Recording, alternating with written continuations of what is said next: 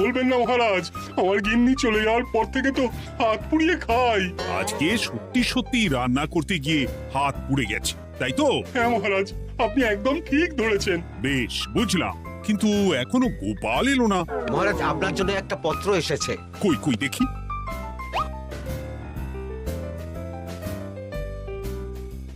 ঠিক আছে, তুমি এখন এসো। কিসের পত্র মহারাজ? দাঁড়াও, আগে গোপাল আসুক, তারপর বলছি। এই তো চলে এসেছি মহারাজ। দেখুন, আজকেও দেরি। আপনি কিছু গোপালকে বলেন না বলে লাই পেয়ে পেয়ে গোপাল আপনার মাথার উপরে উঠে গেছে। আমার নাম কি চুল নাকি যে মাথার উপরে উঠবো? আপনিও পারেন বটে। আমার নিজেরটাকেই চুল নেই। বাদ দাও, শোনো, আমি একটা নিমন্ত্রণ পত্র পেয়েছি। পাহাড়পুর রাজ্যের জমিদার বল্লভ নারায়ণ আমাকে নিমন্ত্রণ করেছেন। এ তো বেশ সুসংবাদ মহারাজ। পাহাড়পুর অপূর্ব সুন্দর রাজ্য, আপনি ঘুরে আসুন মহারাজ। না না না না না, আমি একা যাব না, তোমাকেও যে যেতে হবে। আজ বিকেলেই বেরোবো, তুমি জামা কাপড় গুছিয়ে রেখো। এ আমার পরম সৌভাগ্য মহারাজ। এ কি মহারাজ, গোপাল কেন যাবে? আমি কি দোষ করেছি? আমাকেও নিয়ে চলুন। না না না, তুমি রাজ্যের মন্ত্রী, আমি বেশ কিছুদিন থাকবো না, তাই রাজ্যটা তোমাকেই সামলাতে হবে। আচ্ছা আচ্ছা, আপনি তো রানীমাকেও নিয়ে যেতে পারতেন। আমি কোথায় কাকে নিয়ে যাব সেটা আমার একান্তই ব্যক্তিগত ব্যাপার। তুমি বেশি বোঝাতে এসো না মন্ত্রী। বেশ।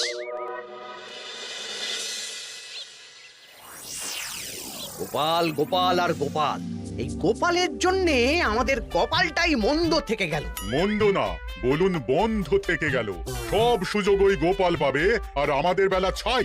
আজকেও গোপাল রাজসভায় দেরি করে এলো, তবুও বেটাকে মহারাজ কিছু বললেন না। বলবে কি? উল্টে মহারাজই তো গোপালকে ঘুরতে নিয়ে যাচ্ছেন। পাহাড়পুরে গিয়ে ভালো মন্দ আহার করবে গোপাল, আর আমি রাজ্য পাহারা দেব। হ্যাঁ, ঘেন্না ধরে গেল এই জীবনে। গোপাল যতদিন আছে ততদিন কিন্তু আমরা ওই ফুলে ফেপে উঠতে পারবো না। গোপালের যেন 7 খুন মাপ।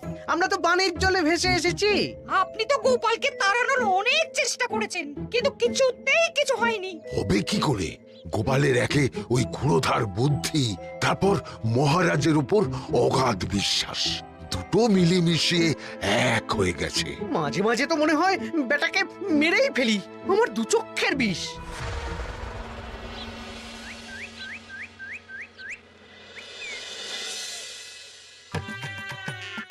বলছি গিন্নি, কি এত তুমি পোটলায় বাঁধছো বলো তো? এত দূরের রাস্তা, তাই শুকনো খাবার ভালো করে বেঁধে দিচ্ছি। হ্যাঁ, তা কি কি দিয়েছো শুনি? ভিজে চিড়ে দিয়েছি, মুড়ি, নারকোল কুচো, চিনি দিয়েছি। হ্যাঁ, ব্যাস, আর কিচ্ছু দিতে হবে না। আমার সাথে তো মহারাজও যাচ্ছেন। আমি একটু বেশি করে দিয়েছি গো। দূর, সে কথা বলিনি। মহারাজ যাচ্ছেন তো, তাই মহারাজও নিশ্চয়ই রাজবাড়ি থেকে ভালো মন্দ খাবার নিয়ে আসবেন। যে যার নিজের তালে থাকে। কি আর করবো গিন্নি, উদরকে আদর করে যা সুখ, তার অন্য কিছুতে নেই। বেশ বেশ, সাবধানে যেও। হ্যাঁ, তুমিও সাবধানে থেকো কিন্তু। আর নাতনি নাতনিগুলো এলে তাদের জানিয়ে দিও যে দাদু বেশ কিছুদিন থাকবে না। ঠিক আছে গো, ঠিক আছে। সাবধানে যাবেন মহারাজ।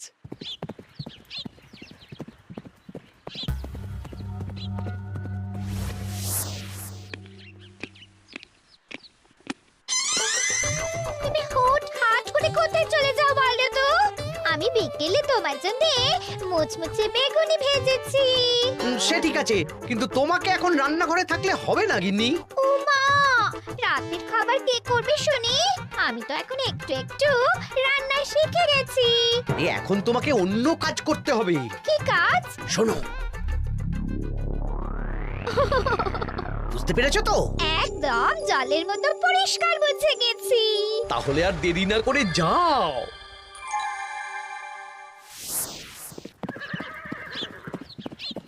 মহারাজ, একটা কথা বলতে পারি? বলো গোপাল। আমরা পাহাড়পুর জমিদার বাড়িতে যাচ্ছি কেন? তুমি তো জানো আমাদের সেনাপতি এখন একা একাই নিজের সংসার সামলায়। হ্যাঁ, ওই ঘটনার পর থেকে তো সেনাপতির জন্য ভালো পাত্রীও পাওয়া যায়নি। পাহাড়পুরের জমিদার বল্লভ নারায়ণের একমাত্র কন্যা এখন বিবাহযোগ্যা। তাই আমি আর তুমি দেখতে যাচ্ছি। সেনাপতিকেও সাথে নিয়ে গেলে হতো। না, আগে আমরা যাব, মেয়েটা কেমন সেটা বিচার বিবেচনা করে ফিরে আসবো। তারপর যদি সেনাপতি রাজি হয় তখন আমরা বাকি ব্যবস্থার দিকে এগোবো, তাই তো? একদম তাই।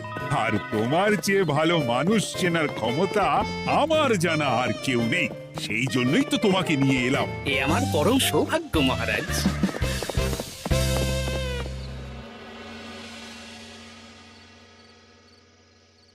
প্রণাম রানীমা।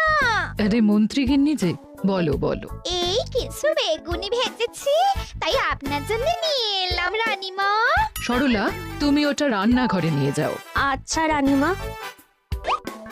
ওমা, এই গয়নাটা পরে কি সুন্দর লাগছে আপনাকে। নতুন নিলেন? না না, বছরখানেক আগে বিবাহ বার্ষিকীতে মহারাজ গড়িয়ে দিয়েছিলেন। একটা কথা বলবো রানীমা? বলো না, কি বলবে? আমার মনে হয় আপনাকে আমাদের মহারাজ না আর আগের মতন ভালোবাসেন না। এই কি কথা বলছো তুমি? খোলা চোখে যা মনে হয় তাই বলেছে রানীমা। এই দেখুন না, মহারাজ হঠাৎ পাহাড়পুরে ঘুরতে চলে গেলেন আর আপনাকে নিয়ে গেলেন না। নিশ্চয়ই কোনো কাজ আছে, তাই আমাকে নিয়ে যাননি। ওই তো, এত ছাড় দিয়েছেন বলেই তো পার পেয়ে বসেছে। অপরাধ নেবেন না রানীমা। মহারাজ সব ব্যাপারে শুধু গোপাল আর গোপাল, কিন্তু বাড়িতে যে আপনিও আছেন সেটা মহারাজ খেয়ালই করেন না। আসলে গোপালকে মহারাজ খুবই স্নেহ করেন তো। আপনি আগে না গোপাল আগে? পাহাড়পুর তো এত সুন্দর জায়গা, চারিদিকে পাহাড়, পাহাড় থেকে নেমে আসছে নদী। ভাবুন আপনাকে মহারাজ নিয়ে যেতেন যদি। সত্যি তো, আমাকে তো মহারাজ নিয়ে গেলেন না। নিয়ে যাবেই বা কেন? আপনাকে তো আর মহারাজ আগের মতো ভালোই বাসেন না। সব ধ্যান জ্ঞান এখন শুধু গোপাল।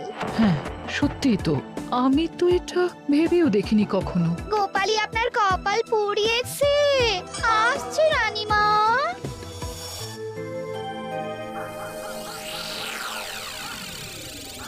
কি গো গিন্নি, আমি যেমন যেমন বলেছি তুমি তেমন তেমন রানীমাকে বুঝিয়েছো তো? হ্যাঁ হ্যাঁ, আমি একেবারে এমন ভাবে কানে পুষ্পন্দ ঢেলেছি, রানীমার কান মাথা সব সব ভরে গেছে। হ্যাঁ, এবার শুধু মাঝে মাঝে ইন্ধন জুগিয়ে যেতে হবে, বুঝলে? তারপরে তোমার পথের কাঁটা ফাঁকা হয়ে যাবে। আর একবার গোপাল সরে গেলেই আর কোনো চিন্তা নেই। দু হাত ভরে রোজগার করবে গো।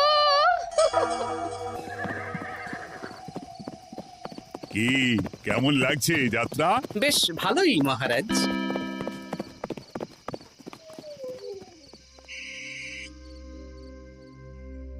রানীমা, খাবার কি আমি এই ঘরে নিয়ে আসবো?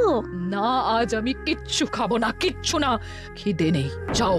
এ কি রানীমা, আপনি তো সেই দুপুরের পর কিছুই খাননি। তোমাকে একবার কিছু বললে তুমি বুঝতে পারো না? বলেছি তো আমার খিদে নেই, আমাকে বিরক্ত করো না, যাও।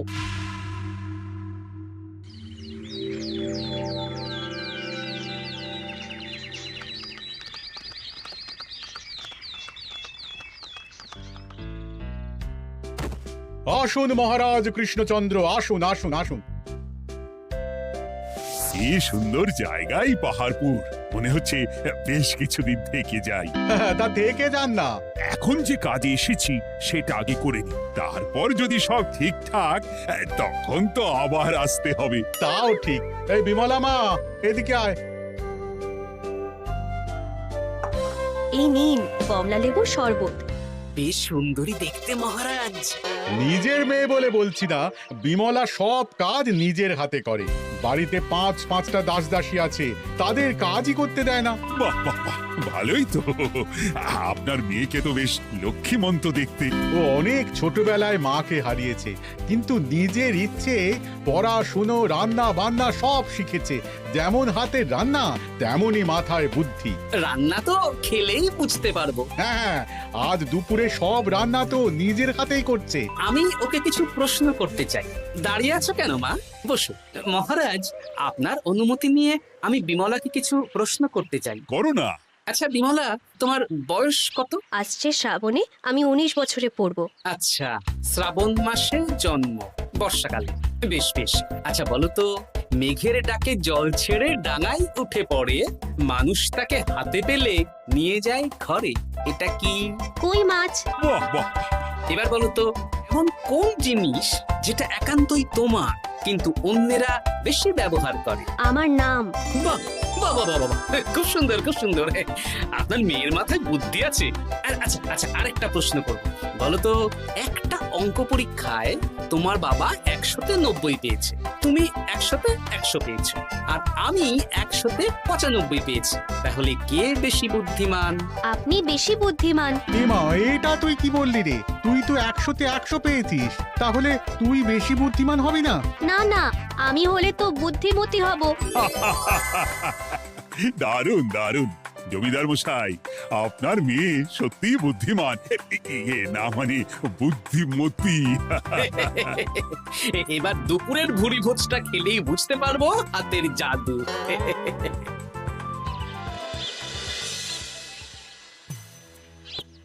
রানীমা, বেলা হয়ে গেছে, এভাবে না খেয়ে থাকবেন না, আপনার শরীর খারাপ করবে। তোমাদের মহারাজ আসুক, তারপরে খাবো।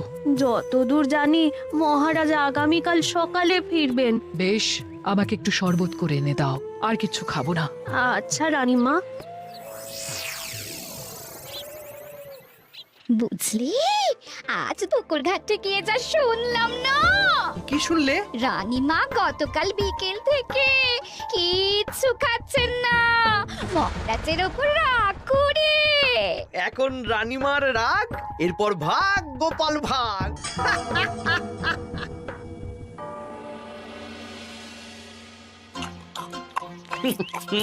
সত্যি বিমলা, তোমার হাতের রান্নার কোনো তুলনা নেই মা। আমাদের সেনাপতি তাহলে আর হাত পুড়িয়ে রান্না করবে না বলছো? সে যদি কর্তাগিন্নিতে রাগারাগি হয় তখন।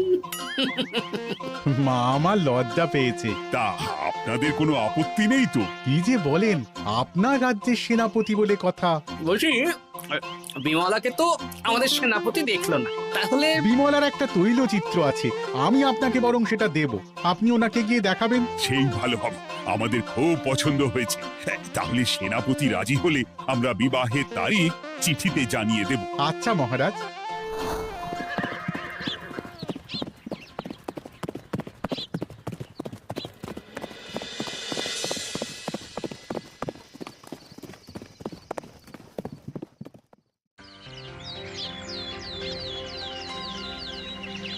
মহারাজ, আমি তাহলে আসি।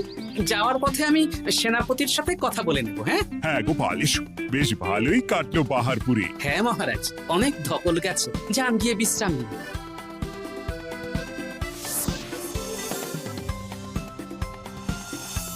কি সেনাপতি, পছন্দ তো? হ্যাঁ, খুব পছন্দ হয়েছে গোপাল। তোমার চোখ তো দেখছি একেবারে জহুরের চোখ।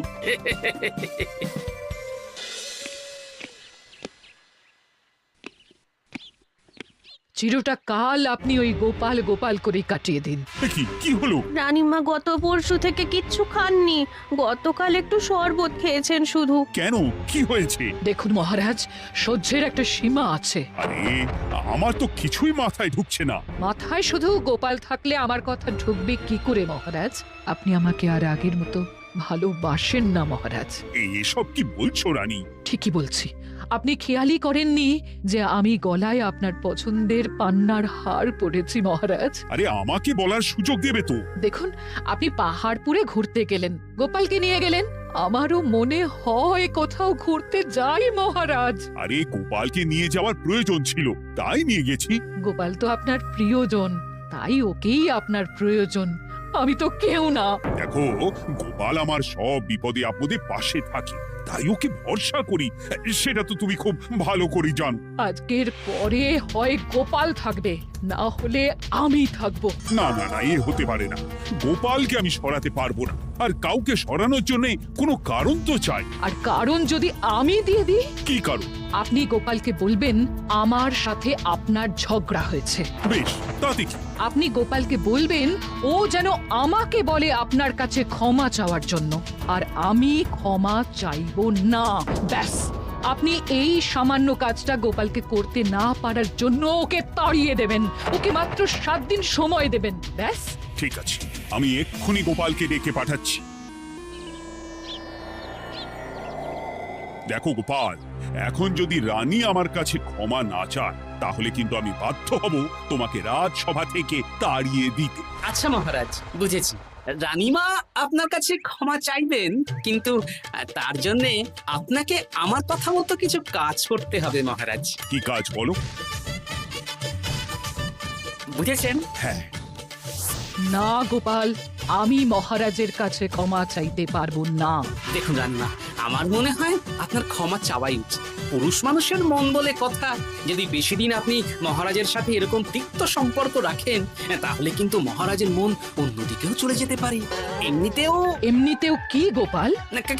কিছু না রানীমা, শুধু এটুকু জেনে রাখুন, রাজবাড়ির মাঠে বাঁশ বাঁধা হবে। মানে কেন?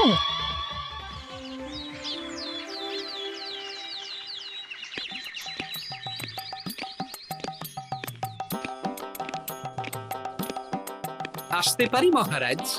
হ্যাঁ, এসো এসো। বলছি, আমি তাহলে জমিদার বাড়িতে বিবাহের দিনক্ষণ ওই চিঠি লিখে জানিয়ে দিচ্ছি। হ্যাঁ, জানিয়ে দাও গোপাল।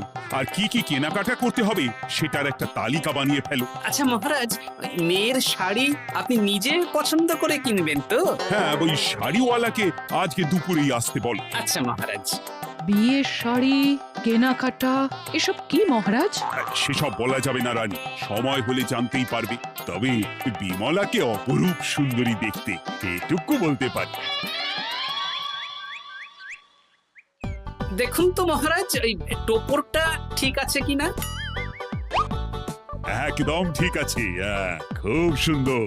শাড়িওয়ালা এক্ষুনি আসছে। আসছি মহারাজ। এসো এসো। কার জন্য শাড়ি লাগবে মহারাজ? রানীমার জন্য? না না, বিমলার জন্য। বিমলাকে? এক অপরূপা তরুণী, বুদ্ধিমতীও আছে, ধীর স্থির, ঝগড়া করে না। বেশ, অনেক হয়েছে মহারাজ, দোহাই আপনার, আপনি দ্বিতীয় বিয়ে করবেন না। আমি ক্ষমা চাইছি। কি বলছো রানী? আমি বুঝতে পেরেছি, আমি আপনাকে গোপালের নামে 2-4 কথা শুনিয়েছি বলে আপনি বিয়ে করতে চলেছেন। আমি আর রাগারাগি করব না, আমাকে ক্ষমা করুন। ব্যাস, রানীমা ক্ষমা চেয়ে নিয়েছেন, মানে আমার চাকরিটা থাকছে। হ্যাঁ গোপাল, হ্যাঁ, দোহাই তোমার, মহারাজকে বিপথে চালিত করো না। আরে দূর, আমি বিয়ে করছি নাকি? বিয়ে তো হবে সেনাপতির। ওর জন্যই তো পাত্রী দেখতে পাহাড়পুরে গেছিলাম, গোপাল আর আমি।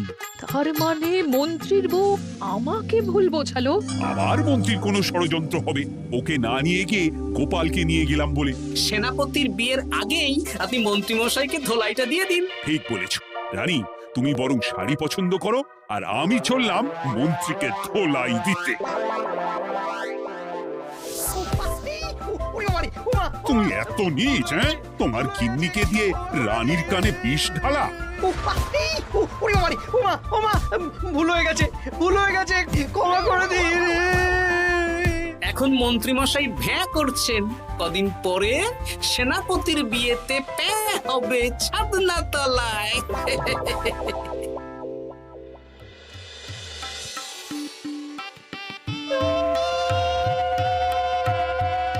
এবার মালা বদল হবে। এবার বুঝবে মালার কি জ্বালা। কি বললে? হ্যাঁ?